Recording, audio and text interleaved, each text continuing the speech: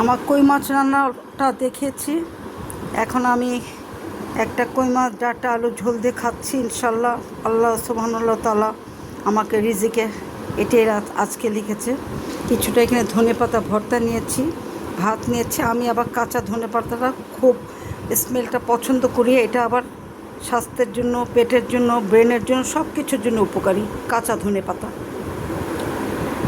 এখানে কিছুটা রসুন নিয়েছি। রসুনটা হাড়ের জন্য ভালো, চোখের জন্য ভালো, স্কিনের জন্য ভালো। ধনেপাতারও স্কিনের জন্য খুব ভালো, খুব স্কিন মানে ইয়ং রাখে।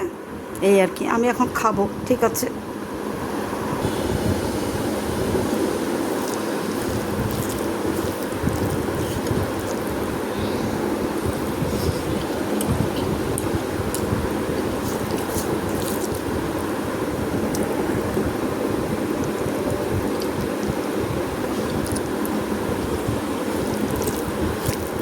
খুব মজা হয়েছে। আমি রান্না করেছি দিয়ে বলছি না, খুব টেস্ট হয়েছে।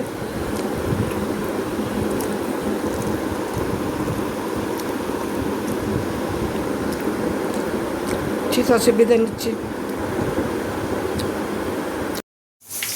আসসালামু আলাইকুম এভরিওয়ান, কেমন আছো সবাই? আশা করি ভালো আছো। আজকে আমি তোমাদের মাঝে নিয়ে আসলাম একটু কই মাছ।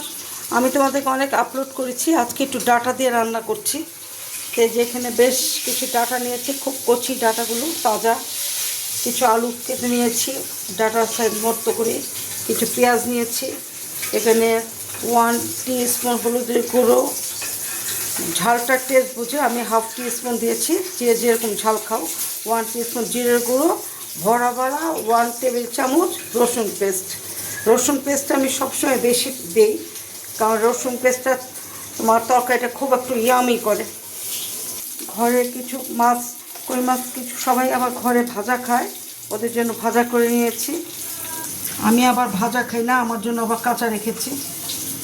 তা আমি রান্নাতে চলে যাচ্ছি পাশে থেকে।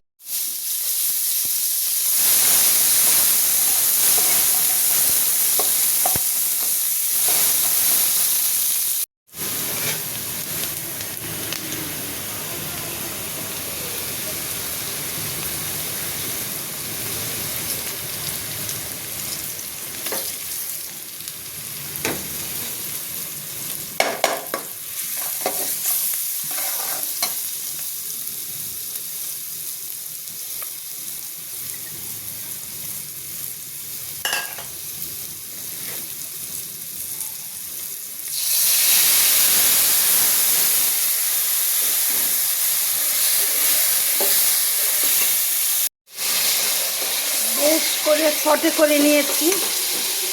এখন আমি আলুটা দিয়ে দিচ্ছি।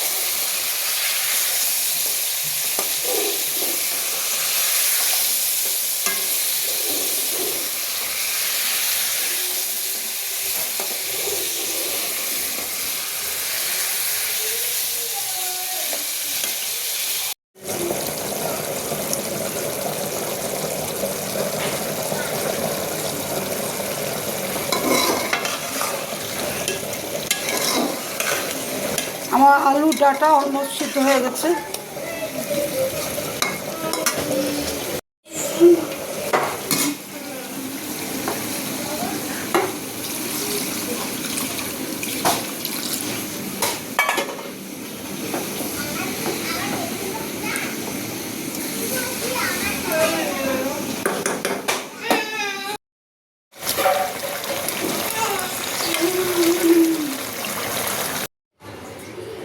আমার আলু দিয়ে, ডাঁটা দিয়ে, কই মাছ দিয়ে অলমোস্ট রান্নাটা কমপ্লিট।